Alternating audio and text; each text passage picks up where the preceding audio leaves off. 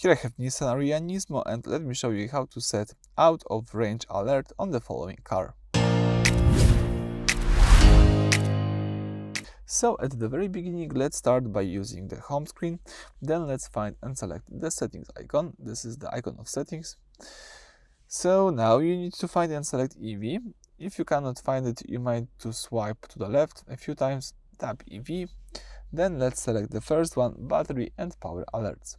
From the following view, you can change a few preferences, and one of them is out of charging range alert, the last one. So you can enable or disable this feature just by using this toggle.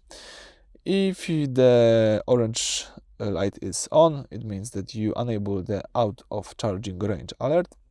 And I think it's quite useful because the car constantly monitors the distance to the nearest available public charging station. If you drive into an area where the nearest charger is getting close to the limit of your remaining range, the car will alert you. This is your safety net to ensure you never enter a charging desert. So let's just have this feature enabled just for your safety and convenience. So I think that's it for this video. Thank you for watching. Please subscribe to our channel and leave thumbs up.